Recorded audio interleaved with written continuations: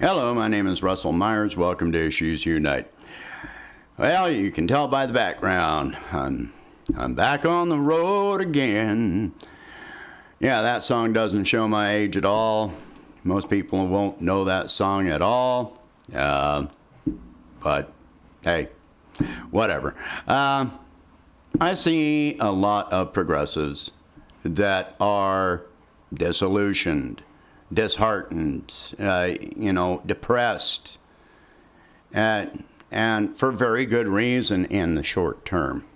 But I want to take a look at a bigger picture here, that there is, you shouldn't be that depressed. I mean, yeah, we've got some hard times ahead.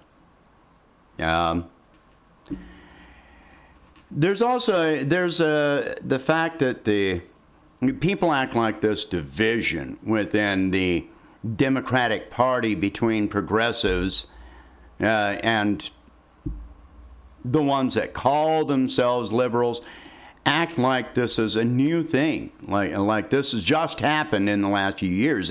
It hasn't been happening in just the last few years.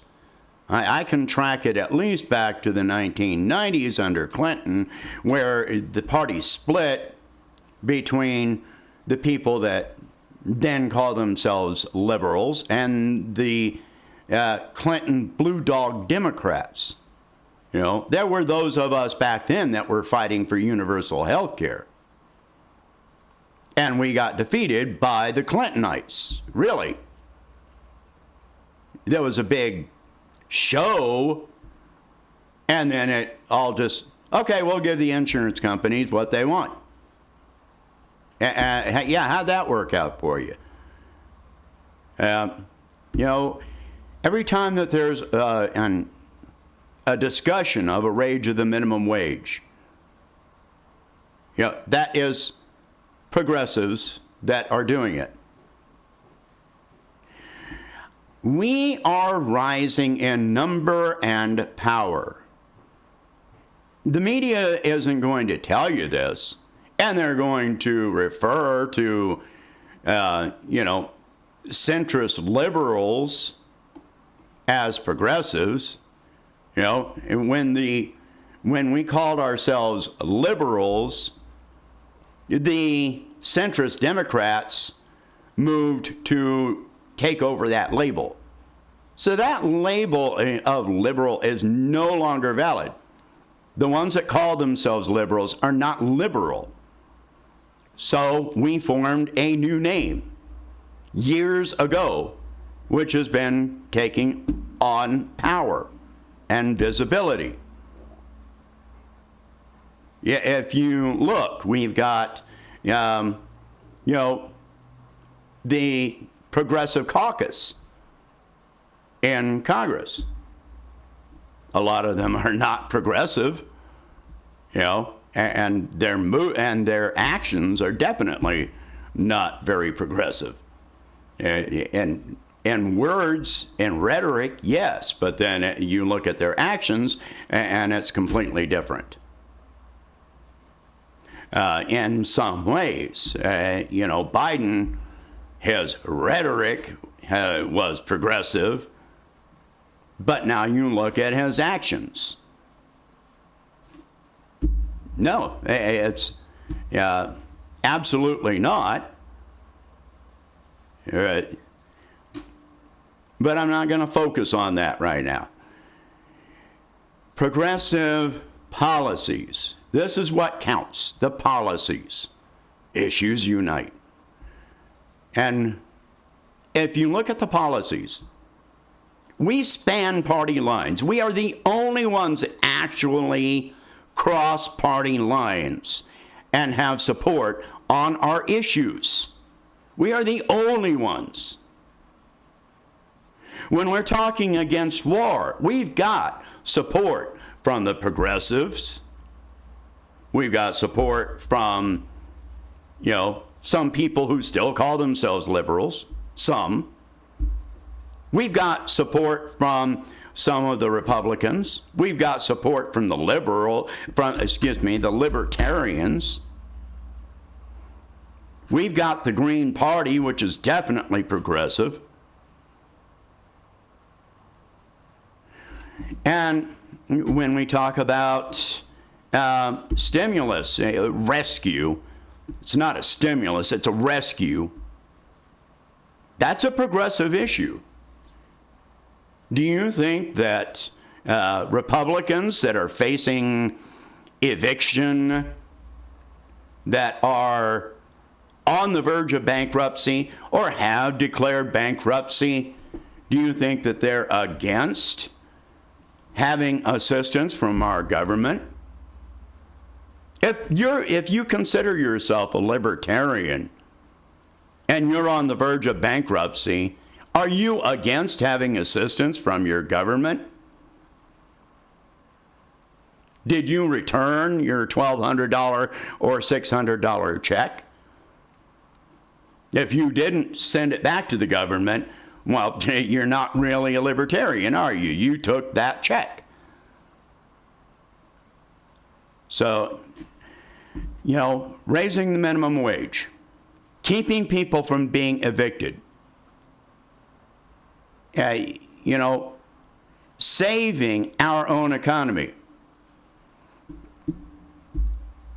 We are against corporatism, which means we're for small businesses. And all these things are why I call myself a progressive. Most Republican voters are in favor of supporting small businesses. They want to own their own small business. They want to have their small business succeed, not driven out of business by a corporation. Libertarians are in favor of small businesses. The only reason people support corporations is because they really feel like they don't have a choice. It has been progressives that have been pushing for years for campaign finance reform. It has been progressives that have been on the forefront of election reform. So now, wanting election reform, we've got most of the Republicans on our side. The media is not going to tell you how much we are gaining in power. How much we are gaining in numbers. If we start a party or build an existing party with a true progressive at the head, we are unstoppable. We can end wars. We can cut the military budget. We can spend money on infrastructure. We can create jobs. I love Republicans that say that they're all in favor of, privatization, and yet look how many of them will take a federal or state or city job. I had discussions with, I absolutely don't agree with it, but I understand their situation with, detention camps for for immigrants. What did they have to say about it? It creates jobs. Well, I understand these people live in areas where those immigration camps are largely put in areas where there virtually are no jobs. So yeah, they're going to support it because it gives them an income where they don't see much of a choice otherwise. Yes, they support, subsidies for the coal industry, even with the history of, black lung disease and cave mine-ins, all the risks involved. If they were given a choice otherwise, they would take the other choices, but they're not being given other choices. They're not going to be given other choices by politicians in parties that are under the thumb of the corporations that own the mines, that own the oil wells, that own the fracking industry. They are not going to be given a choice when they can leave office and get a multi-million-dollar per year job after they leave office with the industry that they just passed legislation in favor of and gave subsidies and bailouts to. The only ones that are actually working against all of this are progressives. And we are rising in number, whether you like it or not. Throw the ideology out the window. Yeah, conservatives get told, oh, well, you're going to have your way of life destroyed. Has that happened? No. Are you still able to go to your church? Yes. Is anyone taking your guns away? No. Is anyone forcing you to have an abortion? No. There is no pro-abortion movement. There is a pro-choice movement. If it does not affect you, gay marriage, who gives a fuck? If you're not going to marry somebody, if you are not going to marry somebody of the same gender, why do you care? You know, it's not, if you are suffering and you are on the verge of bankruptcy, you're in line for a food bank, you're about to be evicted from your home, go ahead and turn to your corporate slaves in office and see what they're going to do for you. Now, we're gonna fight against we're pro-choice.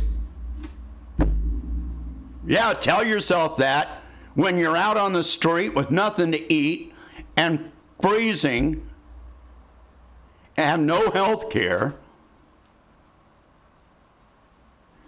The ideology has to go. Right now, we are in a crisis.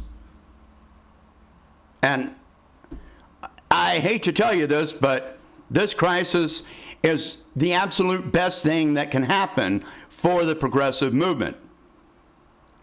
Because this is how we're going to gain actual support and unity and get people to listen.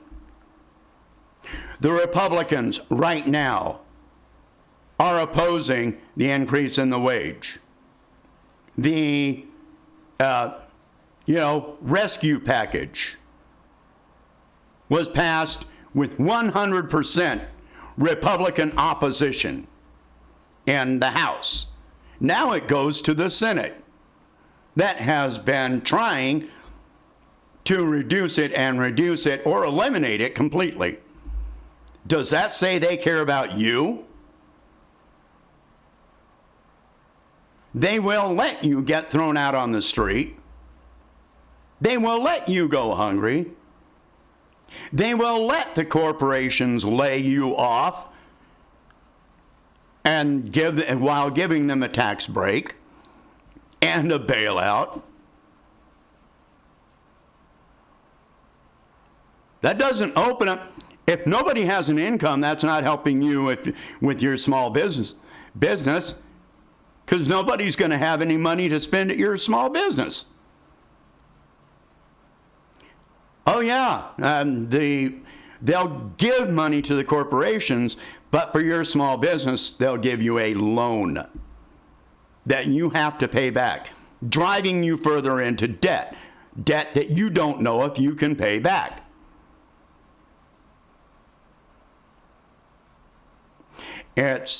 We are growing. We are a force. They are trying to cover us up. But we're here. Every person on the street you talk to, if you actually talk to them, they support some kind of progressive policies. And you can only call them progressive because they are not Republican. They are not liberal. They are not democratic policies. I mean, Democratic Party.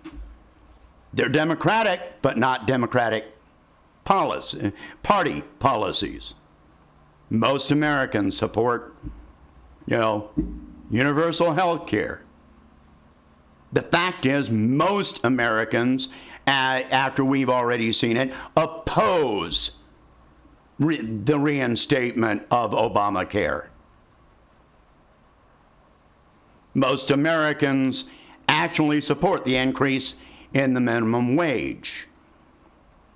Most Americans support assistance from the government during a crisis. Most Americans support ending our wars. Don't get depressed. Now, I understand being down for a little while. I go through it on occasion myself, and sometimes I just back off. But don't stay that way. We're not beaten. They're sure trying, but we are not beaten.